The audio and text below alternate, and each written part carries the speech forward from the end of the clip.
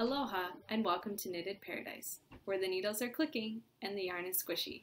My name is Lucia, and you can find me on Ravelry and Instagram as Pearl of the Pacific. Welcome to episode 76. Today is Sunday, May 24th, and it's Memorial Day weekend here in the United States. So I hope you are enjoying your long weekend.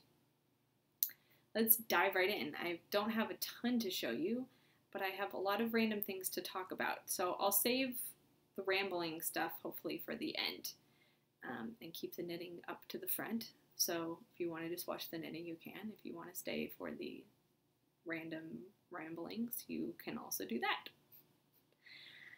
All right, blow the conch shell.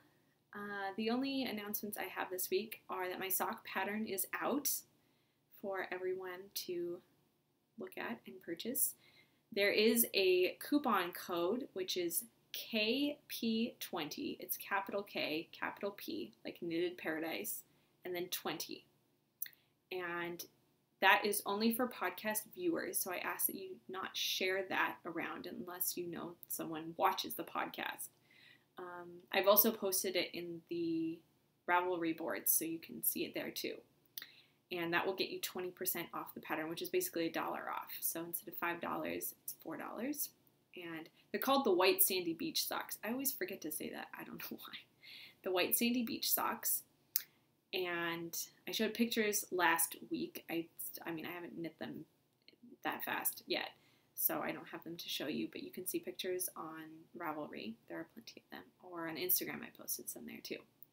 So yay! And thank you all for the hugely positive response to my pattern. That made me feel really good. I worked really hard on that pattern, and I'm so happy that you all enjoy it. The goal was to make it simple enough for people who don't tend to knit patterned socks to still, it's not too much to take on, but still interesting enough for people who like patterned socks. So you can also use the pattern as a recipe for other socks. It's basically how I knit my socks with a stitch pattern. So it's kind of like insert random stitch pattern here, and there you've got Lucia's socks. So I tend to do that same toe, that same heel is kind of what I've discovered that I really like. And the cuff varies a little bit, but it kind of pretty much stays the same. So that's that. I hope you all like it. And there will be a sock knit along in June and July. Not specifically for that pattern, it can be any socks, and you just have to finish them within one of those 2 months. And you can enter as many as you like, and you can double, triple, quadruple dip. I don't care. So if you're watching other podcasts that are doing another knit along that your socks fit into, feel free to enter them. I'm not picky. All right, with that being, and the only thing is that if you knit the White Sandy Beach socks, you get 2 entries. So that is the difference between knitting my socks and knitting random socks. Not random socks, but someone else's socks. So you get 2 entries. And I haven't picked the prizes yet, but I think it's probably going to be a sock pattern and a skein of sock yarn. I'm going to do 2 prizes for sure. Just because the 2-month not long knit along, and I thought I should have 2 prizes. So that's as much detail as I have figured out. I figured that out about 5 minutes ago, so yay! Yay for planning ahead. Today is not a planning ahead day. Well, at least for the podcast. There was other things I had to plan ahead for, but anyway, so that's it for Blow the Conch Shell. On the island, I have one thing to show you that has not been finished. And these are the socks for my grandmother. And this is really hard. Okay, so I started these socks on Tuesday, and here they are. They're out of Sophie's Toes in the Emily's Garden colorway, and they're beautiful, variegated, bright, springy colors, and the yarn is absolutely gorgeous. And I started these on Tuesday during my lunch break at work, and I got a text from my dad saying that my grandmother wasn't doing well. And, I mean, she hasn't been in perfect health for a while. I mean, she's getting old and, you know, things happen. And that they were probably going to go to the hospital because she was in some pain. And, you know, I thought, okay, you know, they'll you know, she'll go see the doctor and they'll find out what's wrong and fix it and she'll be fine. And then I got home Tuesday night and I got another text from my dad saying that she had passed away. And that was really hard for me, because my grandmother, this is my dad's mom who lives in Prague, and so we weren't super close because I didn't get to see her a lot, but she was a knitter, and so we did bond over that, especially during our last trip last year. And she also taught me how to crochet, which I've since forgotten. But there was a specific pattern that we wanted to, like, growing up, we had these like tea towels with like this crocheted kind of loop on the top so you could put them like on your stove, and we had brought one with us when we went over there, and she taught me how to do that. And that's how I learned to count in Czech, because I had to do a chain of 10, and so I had to learn how to count to 10 in Czech to follow what she was doing. And so it was very unexpected and really hard. So Tuesday night was a little rough for me. If you follow me on Instagram, I posted a picture of the cat on my lap. He was glued to my lap the entire evening. He must have, like, I mean, cats know, dogs know, pets just know when you need extra snuggles. And there's like every time I sat down, he was right there in my lap, and that was really sweet. And I did knit a little bit on these, kind of just to make myself feel a little better. But I don't have a pattern yet. I don't know what I'm going to do. I'm going to knit them for me instead of my grandmother, and wear them kind of, you know, to remember her by. And I don't know if I'm going to knit the White Sandy Beach pattern, or if I had another pattern picked out and then I changed my mind as I was doing the toes. But I might design something else. I'm not sure. We'll see. So those are kind of on hold for now, but they'll get worked on eventually. So that's the only thing that's on the island at the moment.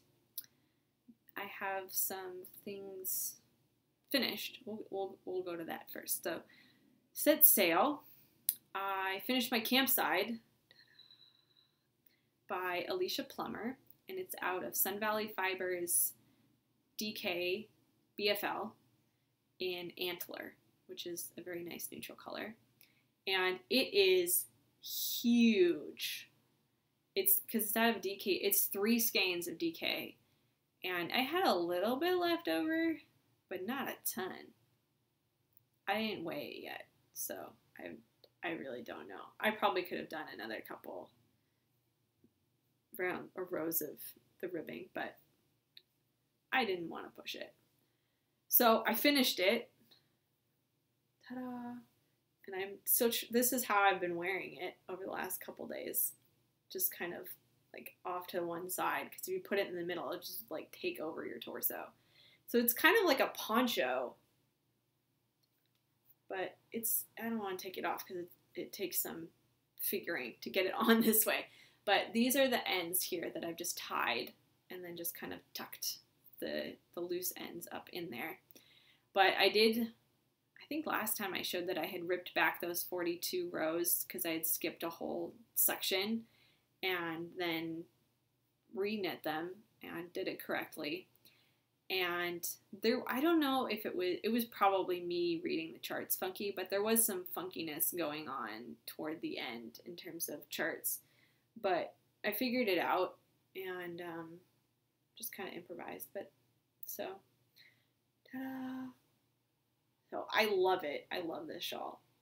I like the eyelets because they're very simple. You do have to pay attention when you knit them, I realize. especially on the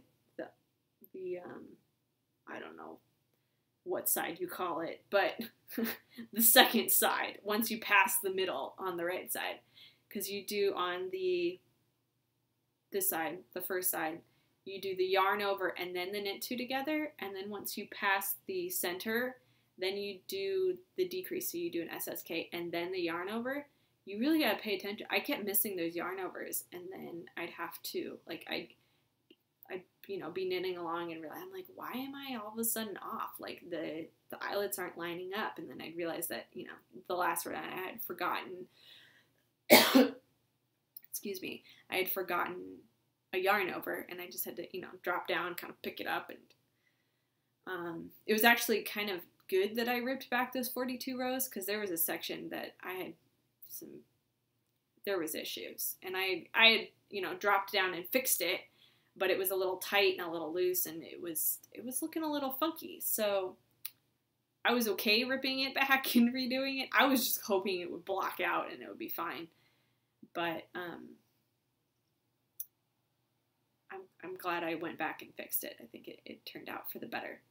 So I blocked this. Actually, I was on Instagram, as I often am, and I saw that Java Jenny was blocking a shawl folded in half. And I was like, that's brilliant. It takes half the time to weave in the blocking wires and pin it, and then you make sure that both sides are symmetrical. You have no idea. Like maybe all my shawls, except for the ones that are supposed to be asymmetrical. The ones that are supposed to be symmetrical, I think most of them are a little asymmetrical. Like one side somehow got stretched more than the other. Who knows? I was like, blocking them folded in half is brilliant, and then they don't take up as much space. So that's what I did with this, especially because it was huge. Like, I used most of my blocking boards anyway to pin it out. It's gigantic. So that worked out well for me. And because we have a cat, I've learned to block things vertical. So I pin it out, like, on the ground. And then I kind of prop it up. So it's not completely vertical, but it's kind of propped up. As long as something's pinned really well, you can do this. Like with sweaters, I just kind of lay them out, and then I have to just run interference with the cat or shut him out of the room. But like with shawls and things, I just kind of prop them against something. And the only problem is sometimes I have to kind of weight the top back. Otherwise, they kind of curl and then flop over. So you got to watch out for that. But it's very effective from keeping the cat from lying on it. Works out well. So, finished the Campside and wore it yesterday and today because it was kind of chilly. Plus, I was singing today in the Choral Festival, which I'll talk about a little later. And it was chilly. And I was like trying to keep my neck and throat warm so that I would, sing pretty. And so I actually have most of my voice, which is pretty good. In previous years on Sunday, after, singing for 4 days straight, I don't have much of a voice, but I actually have a lot of voice. This is pretty good. There may have been some ice cream involved. Okay, a lot of ice cream involved. I finished off whatever I had, which isn't much because I can't have dairy, so I have to usually buy one made out of coconut or almond, and they come in the smaller containers, like a Ben & Jerry's size. I think it's a pint. I don't get the gallon because they don't make mine in gallon size. I know, lame, right? I want to buy a gallon size. They'd be really expensive if you buy gallon size, but whatever. Just means I can get 2 of different flavors to someone else's one. This is how I justify it. Anyway, enough about the ice cream. All right, what are we on? Set sail. Whew. Let's finish this section. All right. So during all of the rehearsals for the Choral Festival, I knit a pair of socks because that's how I roll. So these are socks for my grandfather. So after I was going to knit my grandmother's socks first, and then I found that I don't need to knit those. And so I said, oh, I'll do my grandfather's socks. And these are out of Leading Men Fiber Arts Callback, which is their sport weight base, in Man of Mystery. And the pattern is Flying North by Maria Montzka, who hosts the Stitched in Sweden podcast, which you should definitely check out. She's very sweet and writes gorgeous patterns. Oh my gosh, her shawls, stunning. I cannot wait to knit some of those. But I went for the simple sock, and it's got these just arrows, I guess, on the front and the back of the leg. The same thing. Let me turn it around. Same thing. And yeah, so I used pretty much the entire skein, and they are actually pretty even. I've not blocked them or woven in any of the ends. I finished them last night. And so, yeah, but I did my typical bottom of the gusset heel, or bottom of the heel gusset, and then there's the light wool. The sun went down, so it's dark. But this is when I had time to record, so I thought, hey, I'll do it now. So these are done, and I'm going to weave in the ends, obviously, and wash and block them and send them with my, oh, here's the other one. There are two, I swear. And send them with my parents when they go to Prague. So they're coming the end of June, and then I will send these off with them. So, ta-da! It was funny. So remember the other Leading Men Fiber Arts Callback socks that I was working on, the blue and red ones? And I was knitting those on 1.5s, and I was thinking, I don't need to finish those. I don't need those needles anytime soon.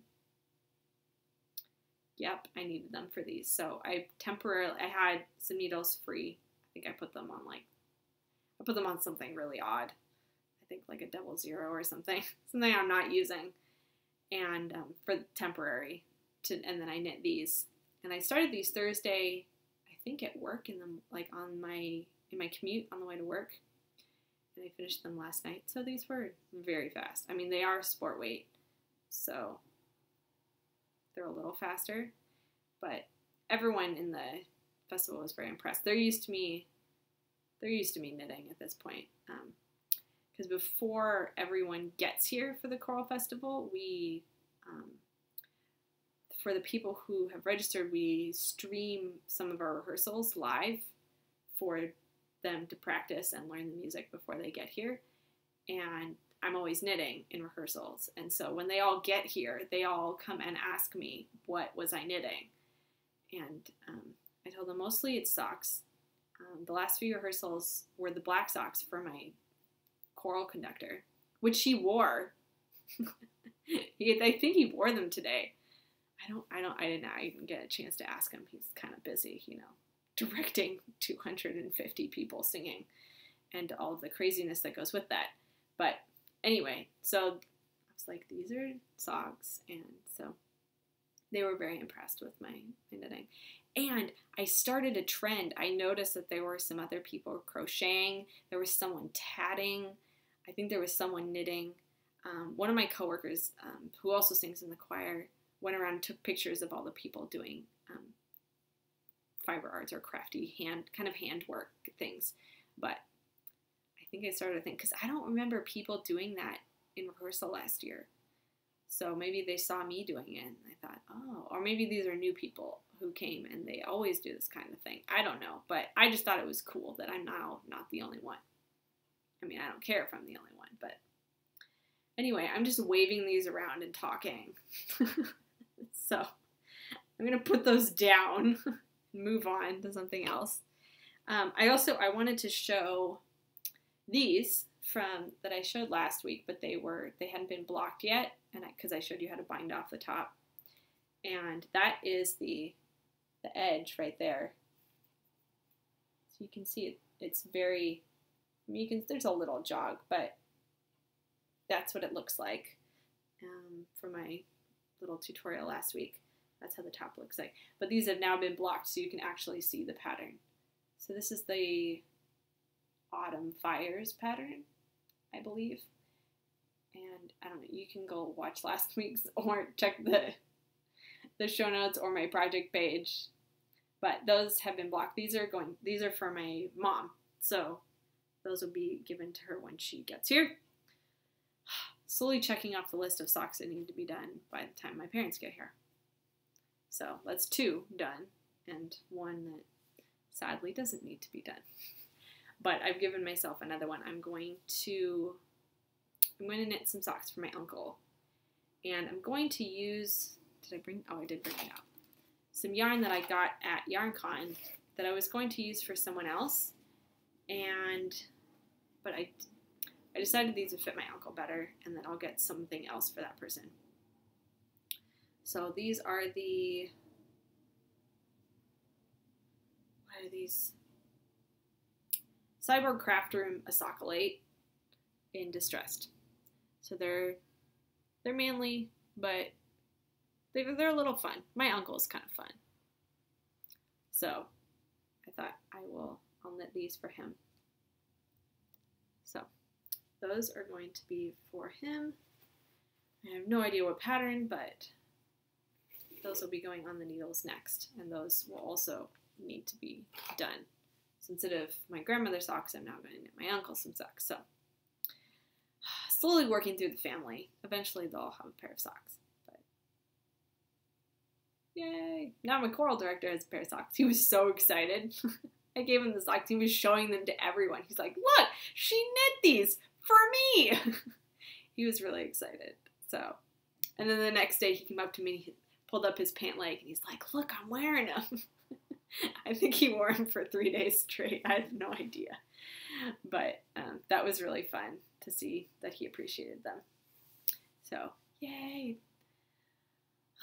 What's the other thing? Okay, on the horizon, I have those socks for my uncle, and I also have a shawl design, which the cat is so nicely laying on the bag here, that I'm going to do in honor of my grandmother.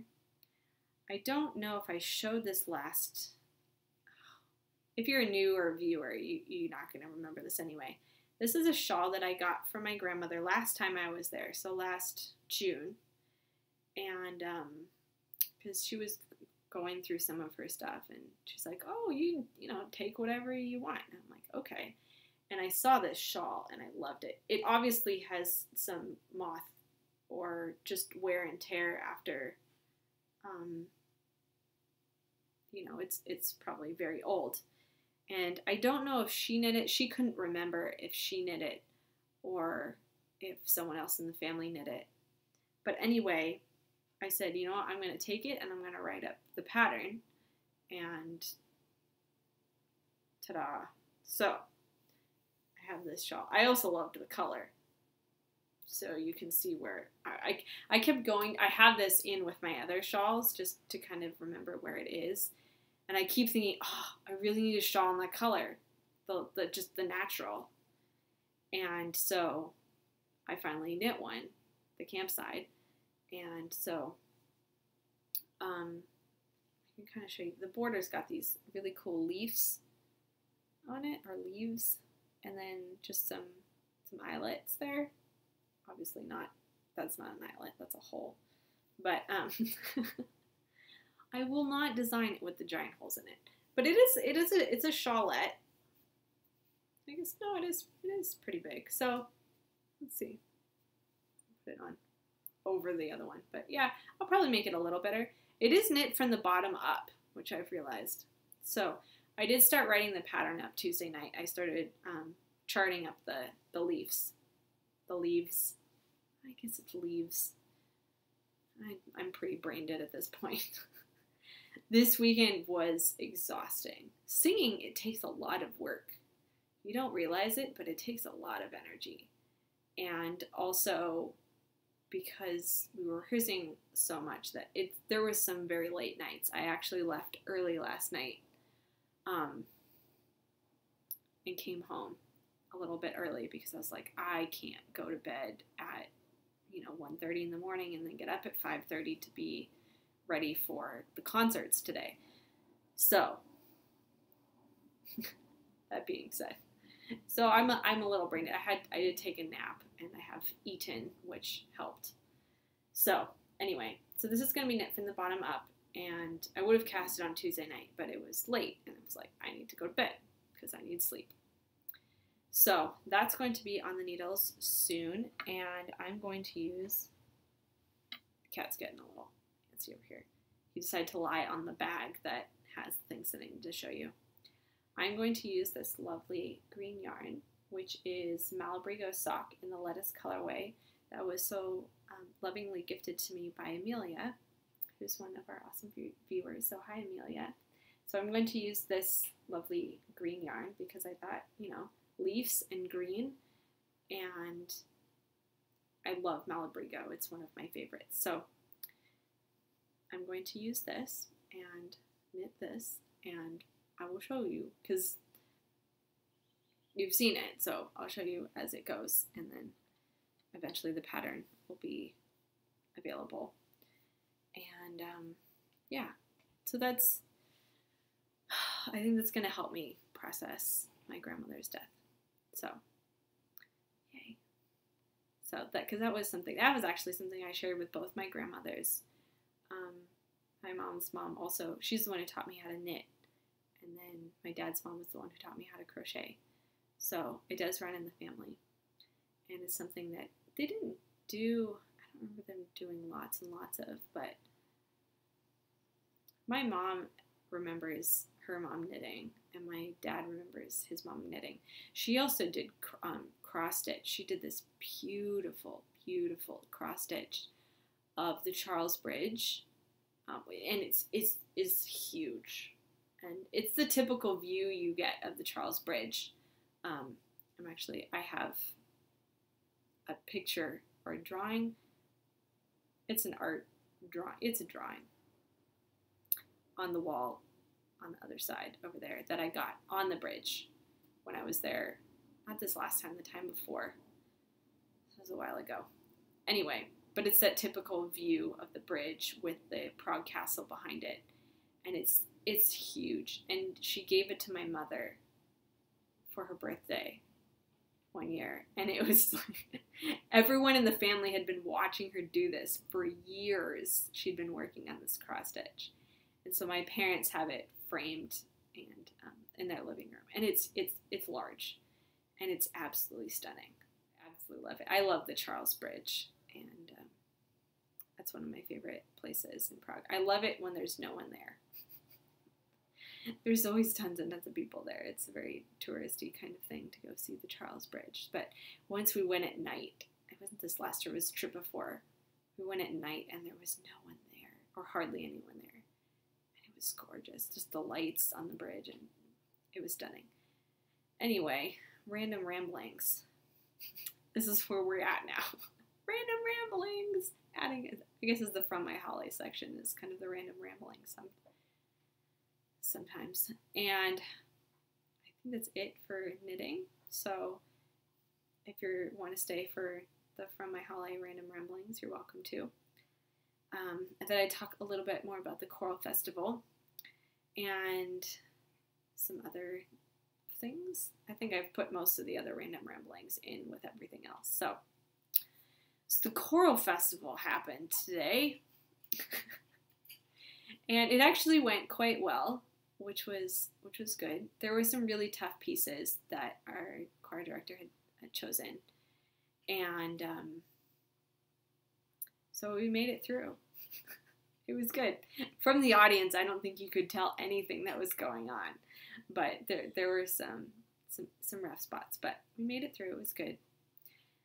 And the way the concert works, I don't know if I've talked about this before, but we all get together from, I can't remember if I talked about this last week or not, but people come from all over the world to sing in this choir every year. And it was started, this was the 9th year, so it was started 9 years ago as a way for specifically Baha'is, but anyone, to come and sing in a choir. And because music is a big part of the Baha'i community culture, but there's not choirs everywhere, and so people are like, I want to be in a choir. So our director decided to have this Choral Festival. He's like, okay, everyone come here and we'll put together a concert and, you know, sing it. And now it's just turned into this huge annual thing. And it's gotten quite large. This was the largest year by far. I think we had 270 singers. And I think last year we had just about 200, so we had 70 more singers. We had to get a whole other set of risers to accommodate and all the singers, and it was a little tight. We had to pretend like we liked each other. Actually, we do like each other, so it was okay on the risers. But it's all, the whole concert, so we did 11 songs, and they're all sacred songs, so they're all like hymns or scripture or Negro spirituals or kind of things from different faith traditions. And they're all sung a cappella and all without music. So that was kind of the epic part, was that not only were we doing 11 pieces of music, we were doing them all from memory without an accompaniment. So it's quite the experience from the audience and from being in the choir. I don't know if any of you are singers or if any of you have sung with a choir that large, but it's really powerful to sing in a choir that large. I have done it before. I did it in college, and just to hear that many voices and the power, it's quite incredible and quite moving. But we did some pretty epic ones. We did the Hallelujah chorus. We finished with the Hallelujah chorus, which was really fun. I did do that in high school at some point, but I've never done it a cappella without music. And the other big ones we did Blessed is the Man, which is by Rachmaninoff. And normally it's sung in Russian. We did it in English, which was a little odd, because some of the translation, when you translate things and then sing them in other languages, they never line up the same way. So there were some, just, you know, it's the way the piece is. It's a beautiful piece, but with English instead of the Russian, it was a little funky thing. So you have to hold some things that you were like, what? But went well. And what were some other big ones that you might know? Those are the two. Oh, we did Ezekiel Saw the Wheel. That was another big one that I think some people may be familiar with. And that was also, those are the big epic ones.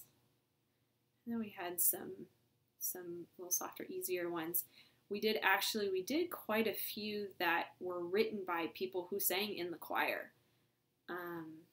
There was one from, and sorry, I'm trying to think out loud here, or think and then talk. But we did the Lord's Prayer. I think it's the arrangement by Malat. And it's the one I think most people are familiar with. It's the one I'm most familiar with. But it was very, very nice. And I think those are the ones that people would most recognize. And so it was really fun. And it's always fun to see all the people that come every year. That's the really fun part, especially the people who come from overseas. There is, I'll have to get the name of the shop, but one of the guys who's in the tenor section with my husband, his wife is a knitter, like a serious knitter, who has a wool shop in England. And I have the website. And I don't have it. My husband got it from him, because I'd gotten it last year when he was here, and then I couldn't find it where I'd written it. So he got it this year. So I will get that and share it with you all. But it was funny because as he was leaving, he's like, now, this is the acrylic free zone. No acrylic for you. I was like, oh no, this is 100% wool right here. I was like, we don't do acrylic. He's like, all right, now. So he understands, which I thought was really fun. And so I get to bond with some people over that, or with him over that, and then other people over knitting. Because also the daughter of the choral director also knits. And she was talking about how she starts all these socks and then gets to the heel and is like, next! So she's like, I have all these things that I've started and haven't finished. So she was very excited that I gave her dad some socks. She's like, I can never finish the socks, so he's never gotten a pair from me. So I was very happy to share those with him. I think that's it. Oh, one of my viewers, Jamie, who has been on the podcast with me, came to see me. So that was really fun to see her today. And yeah, so hi, Jamie. And I think that's it. I think that's a lot of random ramblings. I need to finish getting ready for tomorrow. We're going to have some friends over for some board games. Fun. Actually, another crafty girl is going to come join me with her fiance. We're going to play some board games with some other friends. And so I need to get the house tidied up for that because we haven't been here for the past 4 days. Been singing a lot. Basically get home, I take a shower and go to sleep, wake up, put some clothes on, and go back to singing.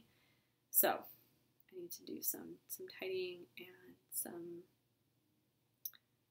I gotta pick some games. That's what I really need to do. Pick some games from now. I will ramble on even more and more because I'm tired, and rambling is what I do when I'm tired. So I'll let you all go. Have a great week. Happy knitting, and that's it. Bye.